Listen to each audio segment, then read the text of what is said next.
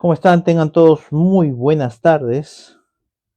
Hoy 24 de diciembre del 2023 comenzamos un nuevo programa en Amasando la Palabra. Un programa que llega gracias a la misericordia, a la compasión, a la piedad, al compromiso eterno de nuestro Padre que está en los cielos. Ese Padre que entregó todo cuando entregó a Cristo, ¿no? Se entregó a sí mismo, ¿no? Y por consecuente, es decir, Él dijo, el que pide recibe, el que busca halla, el que llama se le abrirá. ¿Por qué? Porque Él entregó todo, absolutamente todo. Y el Espíritu Santo es la demostración de que Él lo dio todo y lo sigue dando todo. El Espíritu Santo es uh, el efecto por el cual se demuestra verazmente que Dios lo da todo. Nos quedamos en Mateo 2, 13, no, 12, cuando el espíritu inmundo sale y vuelve, ¿no? En Mateo 12, del 43 al 45. Ahora nos toca el del 46 al 50. Mateo 12, del 46 al 50. Pero vamos a hacer una pequeña introducción mirando el tema anterior para no descontextualizarnos, ¿no? Los, Jesús hace un milagro, ¿no? No, primeramente, si vemos pasajes anteriores, Jesús está andando por los sembradíos y de pronto los fariseos agarran y le dicen, ¿no? Oye, mira, tus discípulos están comiendo espigas, algo que está prohibido hacer, ¿no? Y Jesús protege a sus discípulos de tal manera que los mismos que reclamaban a Jesús, ¿cómo es posible de que ellos coman espigas en el día de reposo? Jesús fue a su sinagoga de ellos. Ellos estaban ahí y de pronto había un hombre con la mano seca, ¿no? ¿Es lícito sanar en el día de reposo? Le preguntan, ¿no? Ay. Entonces, esos mismos que criticaban a Jesús o criticaban a Jesús y a sus discípulos, por supuesto que sí, porque él era la cabeza, ¿no? Como maestro, tenía que enseñar bien a sus discípulos, corregirlos, era como un padre. Entonces le reclaman a él, ¿no? Y luego eh, lo ponen en la sinagoga, es decir, había un hombre con la mano seca, una mano que estaba pegada, la piel pegada al hueso, inutilizable, capaz con una severa enfermedad que la había dejado totalmente inutilizada esa mano, ¿no? La mano seca. Aún la tenía unida al cuerpo, sí, pero estaba, es decir, en unas condiciones totalmente deplorables. Entonces, Jesús va a la sinagoga de estos que le reclaman y encima, ¿no? Ellos decían, oye, ¿es lícito sanar en el día de reposo? Para tentarle, ¿no? Y Jesús les expone, dice, no, pero ustedes no agarran y a su oveja, cuando cae un pozo en el día de reposo, ¿no la sacan acaso? ¿No la cargan y la sacan? ¿Vale más eh, un hombre que una oveja? ¿Vale más una oveja que un hombre? ¿No? Entonces, ante ese cuestionamiento, Jesús agarra, al verlos que eran hipócritas, ¿no? Jesús agarra y sana al hombre de la mano seca. La mano se le quedó igual que la otra, en totalmente armonía, totalmente sana, totalmente funcionable. Entonces, estos hombres no pudieron hacer nada contra Jesús. ¿Saben por qué? Porque, es decir, era evidente de que Dios respaldaba sus palabras, ¿no? Lo que él les decía a los fariseos era 100% voluntad de Dios. Es por eso que el Espíritu Santo respaldaba lo que decía Jesús, ¿no? Con esa acción, el Espíritu de Dios decía, sí, lo que Él dice es la verdad. Sí, lo que Él dice es voluntad del Padre. Sí, lo que Él dice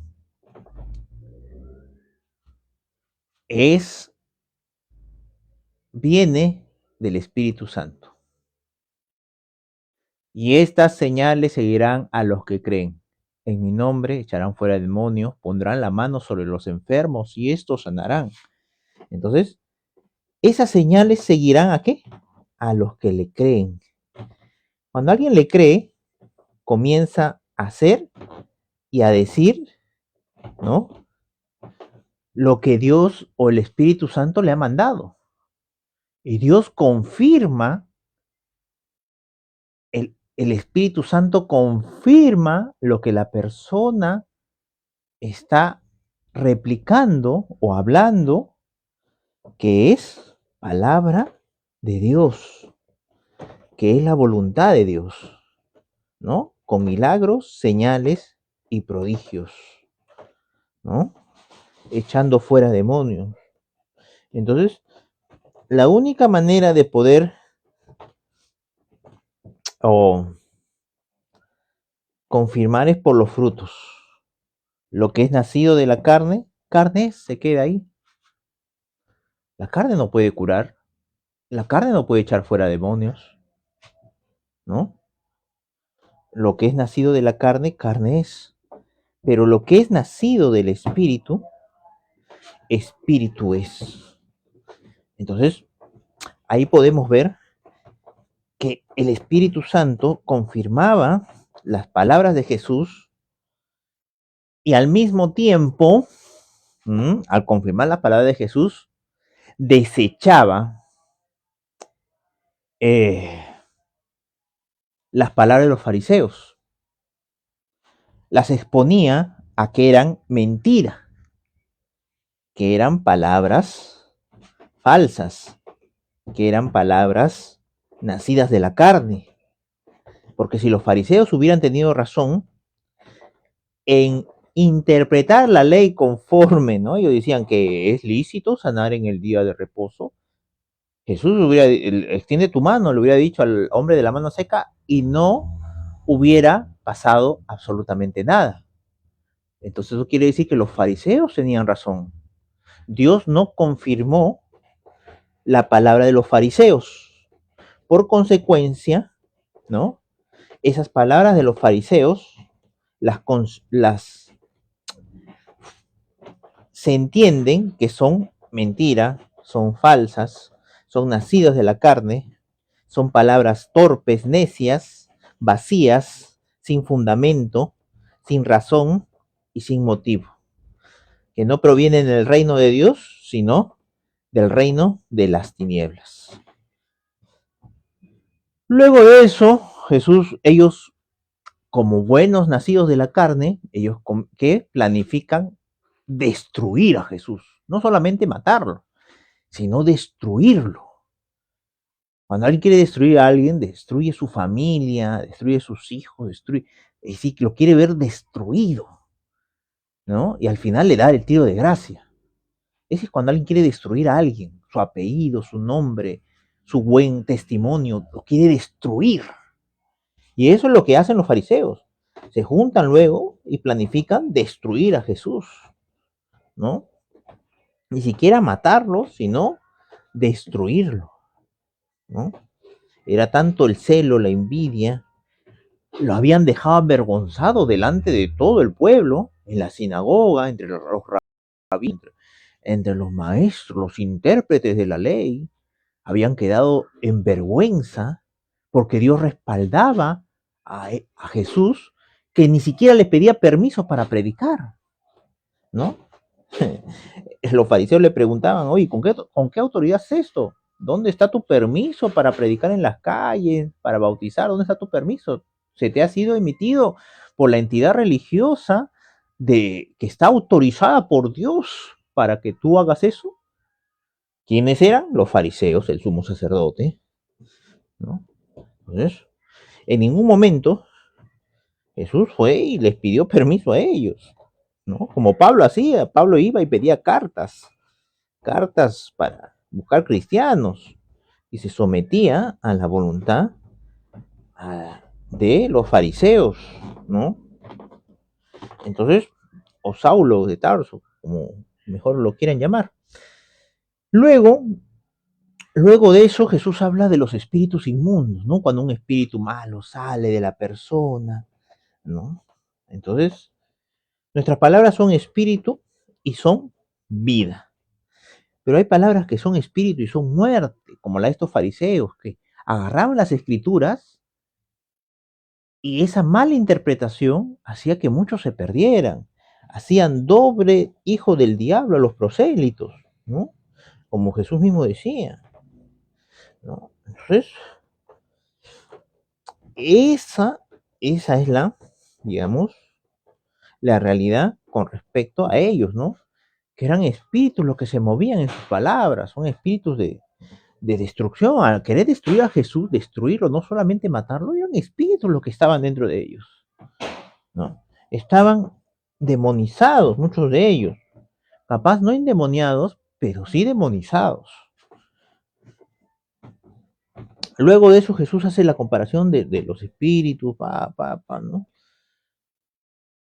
El poster estado aquel hombre viene a ser peor que el primero. Así también acontecerá a esta generación mala, a esta mala generación. ¿Y cuál era la mala generación? Generación mala e incrédula y perversa. Generación incrédula y perversa, ¿no? La generación incrédula y perversa pide señal, como decía Jesús. Muéstranos señal y te creeremos, ¿no? Entonces, tantos ateos, agnósticos piden señal, ¿no? Muéstranos a Dios, queremos ver a Dios, queremos que nos demuestre si Dios existe. Entonces, es una generación incrédula y perversa, como tocamos en el tema de ayer, a fondo tocamos sobre los incrédulos y los perversos, ¿no? Entonces, hoy día nos toca Mateo 12:46. Mientras él aún hablaba a la gente, he aquí su madre y sus hermanos estaban afuera y le querían hablar. Entonces, mientras que él aún hablaba a la gente, ¿no? Él estaba ahí hablando con respecto a esto, a los espíritus inmundos, ¿no? A los espíritus que hablan a través de las personas, a través de las doctrinas, a través de los pensamientos que ha transmitido, ¿no? Los espíritus o el pensamiento demoníaco, ¿no? Ayer tocamos el tema a profundidad con respecto a sus pensamientos, cómo se alojan, cómo crecen, cómo se desarrollan, cómo se comparten, ¿no? Ahora podemos ver que su madre y sus hermanos estaban afuera y le querían hablar. Era tanta la multitud, tanta la gente que mandaron, ¿no? A que les pasara la voz a Jesús porque sus madres y sus hermanos le querían hablar. Entonces ahí dice, y le dijo uno, he aquí tu madre y tus hermanos están afuera y quieren hablar. Y le dijo uno, ¿no? Capaz un discípulo, una persona, he aquí tu madre y tus hermanos están afuera y desean hablar. Respondiendo él, al que decía esto, dijo, ¿quién es mi madre y quiénes son mis hermanos? ¿Quién es mi madre y quiénes son mis hermanos? ¿No? Imagínense, está toda la gente ahí alrededor de él, y él está hablando y le interrumpen, ¿no? Y le, oye, tu madre y tus hermanos están afuera. Él mira al que le dice eso, luego mira a la gente y dice, ¿quién es mi madre y quiénes son mis hermanos? En el 49 dice, y extendiendo su mano hacia sus discípulos, dijo, he aquí mi madre y mis hermanos. ¿Y extendió qué? Su mano, no su dedo, sino extendió su mano hacia sus discípulos. He aquí mi madre y mis hermanos. ¿Estaba faltando el respeto a María? No, sino que él va a la esencia, ¿no? Ellos dejaron todo para seguirle. Le dijeron, Jesús agarró, se encontró con Pedro, con eso ya, sígueme. Y lo dejaban todo. El recaudador de impuestos, ¿no? También, sígueme. Y dejó todo y lo seguían. Entonces, ¿quién es su madre y sus hermanos? Los que dejan todo por él y le siguen, ¿no? ¿Dónde estaban sus hermanos y su madre en ese momento? Que tenían que venir a buscarlo a él, es decir, no estaban con Jesús. Ahí nos hace ver que con Jesús no estaban, ¿no? Cualquiera diría, pero oye, tenían cosas que hacer, tenían capaz que cocinar, tenían que hacer los hermanos unas labores, otras labores. Por supuesto que sí, pero ¿qué más importante ahí, en ese tiempo y espacio, qué más importante hay que estar con Dios hecho carne? ¿Qué tan importante es eso? El trabajo, la familia, los hijos, los padres. ¿Qué tan importante es sentarme a los pies de Dios hecho carne? ¿Qué tan importante es en la historia de la humanidad? No se iba a repetir un acontecimiento igual ni antes ni después de la partida de Jesús. Que Jesús iba a venir con un cuerpo glorificado, sí, pero es decir, de la magnitud de un Dios hecho carne caminando entre nosotros, ese acontecimiento histórico, ¿no? No lo supera absolutamente nada ni nadie. Absolutamente nada ni nadie supera ese acontecimiento histórico. Entonces,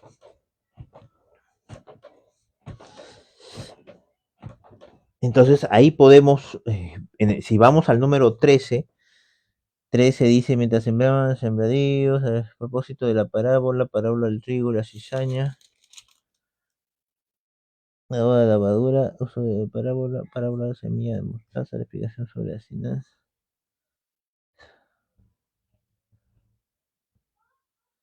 Así que a fin de siglo saldrá otra vez mostaza, el cual ya, no me equivoco, era 13, parábola del trigo y la cizaña. En cuanto a la tierra, dijo el que sembre de espinos, sembrador. Acá está, en el 13:16 dice, pero bienaventurados vuestros ojos porque ven y vuestros ojos porque oyen. Porque de cierto os digo que muchos proletas y justos desearon ver lo que veis y no lo vieron, y oír lo que oís y no lo oyeron. También está en Lucas 10:23 y 24. Vamos a ir a Lucas 10:23 y 24, ¿ya? Para tener un mayor contexto, pues, para poder sustentar firmemente. Lucas 10:43, 44, 42. Hoy no hay 40. 23, 24. Lucas 10:23, 24. 23 y 24. Aquí está. En el número Lucas 10, en el número 23 3 dice, y volviéndose a los discípulos les dijo, aparte, bienaventurados los ojos que ven lo que vosotros veis, porque os digo que muchos profetas y reyes desearon ver lo que vosotros veis y no lo vieron, y oír lo que oís y no lo oyeron, ¿no? Entonces, dentro de la historia de la humanidad, dentro de la línea de tiempo de la humanidad, ¿no? Solamente hay una época o un tiempo donde un Dios se hace carne y está entre los hombres y camina entre los hombres. Ese acontecimiento no se volverá a repetir nunca más. Ese acontecimiento no se volvió a repetir nunca más. Y muchos reyes y profetas, como hemos leído en Lucas 10, 23 y 24, muchos reyes y profetas quisieron ver eso, Salomón, David, Abraham, Moisés, ¿no? Muéstrame tu espalda, muéstrame tu gloria. Muchos quisieron ver a Dios de esa manera y oírlo a Él. Y no tuvieron esa oportunidad. Imagínense. Es por eso que Jesús agarra y extiende su mano hacia sus discípulos y dice, ellos son mis hermanos y mi madre y mis hermanos. Ellos dejaron todo por Jesús. Ellos dejaron todo por Jesús. Familia, Jesús. Pedro mismo dijo, Señor, ¿qué nos toca a nosotros si no le hemos dejado todo? Absolutamente todo, el trabajo, la familia, todo. Al llamado de Dios, ¿no? Entonces, ellos lo consideraban como el Cristo, ¿no? Entonces, esa diferencia es lo que, por eso le extiende su mano a sus discípulos y le dice, ¿no? Estos son los que me siguen, estos son los que me creyeron. A un solo llamado ellos vinieron tras mío. Ellos son mis hermanos y mis madres. ¿Dónde estaban sus hermanos y sus madres en ese momento? ¿No? La mucha familiaridad, ¿no? Lamentablemente a veces a Jesús lo vieron trabajar en la carpintería, cargar madera, sudar, pedir permiso para ir al baño, mamá voy al baño. Se iba al baño detrás del monte, se llamaba ese un baño, el baño público, detrás del monte, se secaba con hojas, ¿no? A la distancia capaz lo vieron ahí sentado, ¿no? Lo vieron roncar cuando venía del trabajo. Y sus hermanos, capaz sus hermanos y su madre un poco que cuestionaban, ¿qué este Dios? ¿Ronca Dios? ¿Dios emana eructos y otros gases del cuerpo? Le escucharon haciendo bromas con sus hermanos mayores, él a sus hermanos menores, ¿no? Entonces, él fue creciendo delante de Dios y delante de los hombres, ¿no? ¿Quién es mi madre y mis hermanos? ¿Qué había más importante en esa época que estar con el Hijo de Dios, con Dios mismo? ¿Había algo más importante?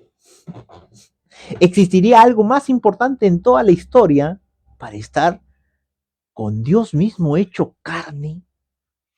¿No? Entonces, ¿quién es mi madre y quiénes son mis hermanos? Estamos en Mateo 12, 48.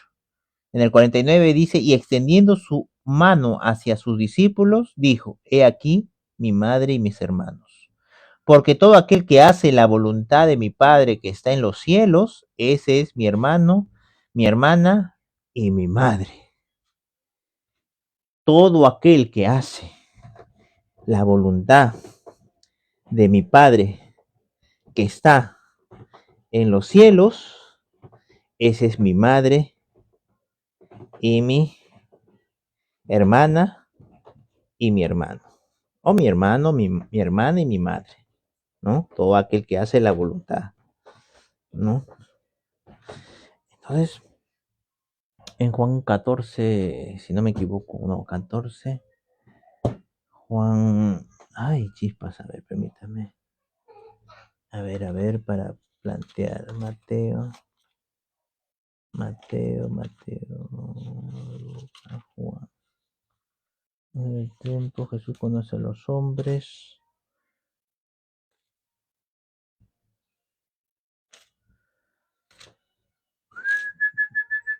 Ah, aquí está. Juan 6, ¿no? Dice,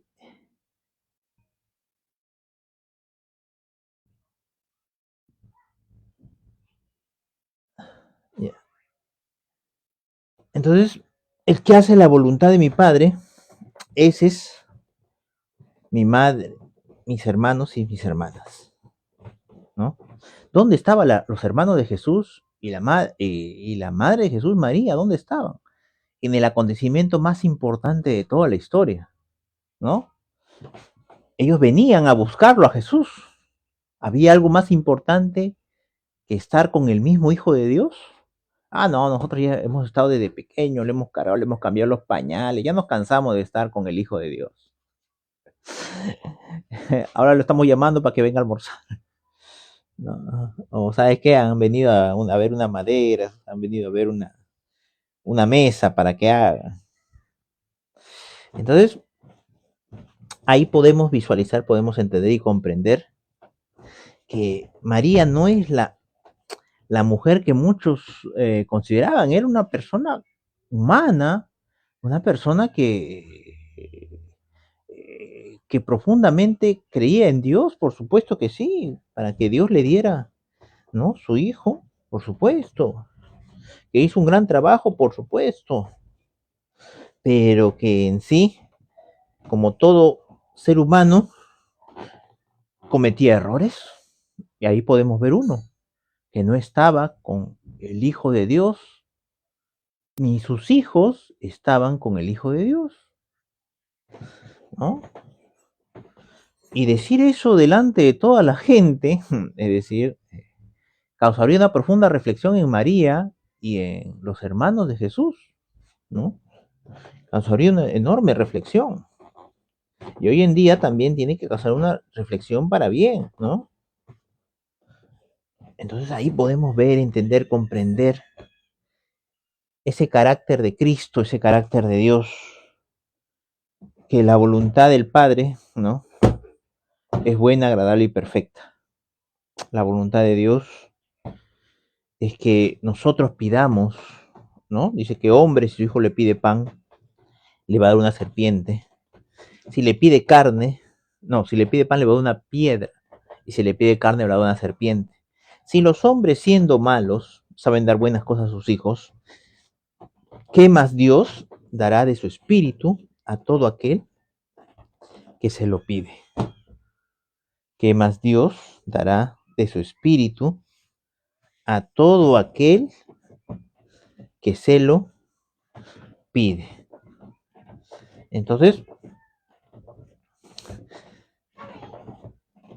podemos poder comprender, entender que Dios está dispuesto a darnos lo mejor de Él, que Dios es dueño del oro y de la plata, que Dios es dueño, es rey sobre todo el universo, pero eso no es lo mejor de Dios. Lo mejor de Dios, lo más excelso, lo más sublime, es Él mismo. No hay cosa más sublime, más gloriosa que Él mismo. Y Él daría de su espíritu a todo aquel que se lo pide, ¿no? Es por eso que en la Biblia dice, y derramaré de mi espíritu sobre toda carne y sobre toda sangre, ¿no? Es por eso que en la Biblia dice que Él ya nos bendijo con toda bendición en los lugares celestiales. Él ya nos bendijo. ¿Por qué? Porque si tenemos su espíritu, lo tenemos absolutamente todo. Entonces algunos interpretan, uy, él ya me bendijo con todas las bendiciones, solamente hay que traer la bendición, el oro, la casa, el auto, la educación, todo, vamos a traer la bendición, sí, señores, él nos ha bendecido, ¿no?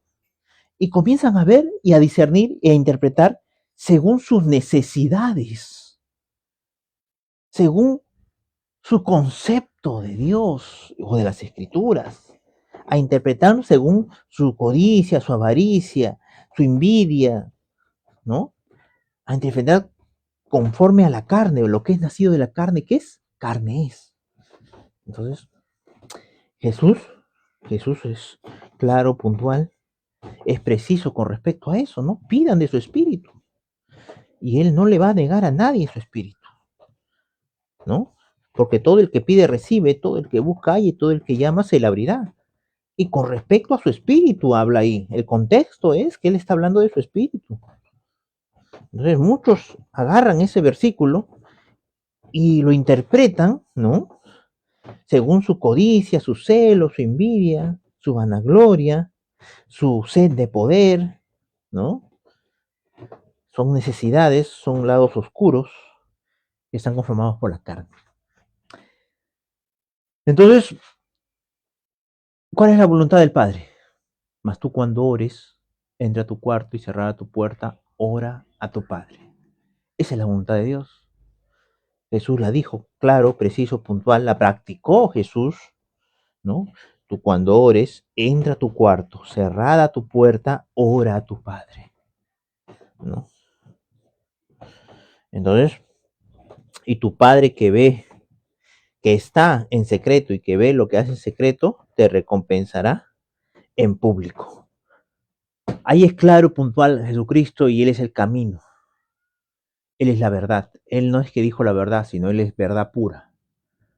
Por eso es que su palabra es la misma de ayer, de hoy y de siempre. Cielo y tierra pasará, mas su palabra no pasará porque su palabra es verdad. Su palabra no está atornillada o acondicionada a ningún factor de tiempo o espacio. Su palabra es eterna porque Él es la verdad. Entonces, si Él dice, y tu Padre que está, es que tu Padre está, así como está tu mesa, tu cama, tu silla, tu pared, también Dios está ahí. Y si Dios está ahí, está el Espíritu Santo, está Cristo mismo. ¿Ah? Entonces, mas tú cuando ores, entra en tu aposento y cerrada la puerta, ora a tu Padre que está. Tiempo presente. Está. Tiempo eterno. Está. Y tu Padre que ve lo que hace en secreto, ¿qué? Te recompensará en público. Cuando uno se acerca a Dios creyéndole a Jesucristo, cuando le cree a Jesucristo, le cree a Jesús, el Hijo de Dios, que es Dios mismo, uno le cree, lo que dice Jesús que el Padre está, se va a cumplir. Y si el Padre está, te va a dar tu recompensa en público. Tu recompensa en público. Y la recompensa cuando tú la veas en público, es decir, va a ser evidente que solamente Dios te la pudo entregar. Tú vas a ser al 100%, no va a haber ni una duda, no, fue casualidad, fue porque pasó esto, no fue porque simplemente se unieron los planetas, se alinearon para que sucediera este evento cósmico. No, no, no, nada de eso. Cuando tú recibes la recompensa de Dios, tú vas a estar 100% seguro que solamente Dios lo pudo hacer. Ya están sonando las campanas de Belén, estamos próximas muchos a celebrar la Navidad y no es un evento en la cual contamine al cristiano, sino es un evento, como dijo Pablo, Pablo que era un judío, él ingresó a un lugar donde adoraban muchos ídolos, habían ídolos del perro, algunos adoraban a las mascotas en esa época, le adoraban a las mascotas, otros adoraban al dios del dinero, al dios del lagarto, ¿no? Al que le daba los buenos maletines y los buenos zapatos. Después otros adoraban al dios vaca que le daba la leche, el queso. Otros más asquerosos, otros ídolos, idólatras que eran lo más asqueroso que había, porque dice que había ídolos de todo tipo, ¿no? Estos eran los idólatras más horribles y asquerosos que podían ver en la historia. Adoraban a la suegra. O sea, eso es algo inmundo. Entonces, luego de eso, Pablo encuentra un rótulo en un altar que decía al Dios no conocido. Y Pablo, siendo judío, según la ley, no podías estar en reuniones paganas, en lugares de culto a otros dioses, era inmundo, te contaminabas. Pablo estaba ahí y agarró, señaló al rótulo y dijo, yo vengo a hablarles de ese Dios que ustedes no conocen. ¿Cuánta gente hoy necesita que le hablemos de ese Jesús que ellos no conocen? De ese Jesús que no murió, que nació, vivió, murió por la humanidad y resucitó. Y que está vivo y que quiere salvarnos a todos. Porque el sol sale para justos e injustos y para buenos y malos. No tengamos miedo de contaminarnos. Utilicemos como Pablo, lleno del Espíritu Santo, entremos a esta fiesta que muchos consideran pagana, consideran esto y pueden tener fundamento, pueden tener razón, pero eso no nos puede contaminar a nosotros, sino que la luz se pone en los lugares visibles para que la gente pueda salvarse, para que no tropiece. Esa es la luz es utilizada para que la gente no tropiece, indicarles cuál es el camino, que es Cristo Jesús. Muy bien, tengan todos muy buenos días y que hoy, no solamente hoy, sino todos los días, como estuvo Jesucristo, también esté y los siga guardando, cuidando y protegiendo para su reino, por su poder y para su gloria. Nos vemos hasta una próxima oportunidad en Amasando la Palabra. Y también estos videos están siendo colgados en YouTube, en Facebook, también están siendo colgados, encuéntrenlos como Javier Finaflor. Y como les digo, amasar la palabra es leer lentamente, atentamente y repetidamente las escrituras, y meditar en Dios es estar con Dios, como dice el pastor T.B. Joshua. Muchas gracias, tengan todos muy buen día, hasta una próxima oportunidad.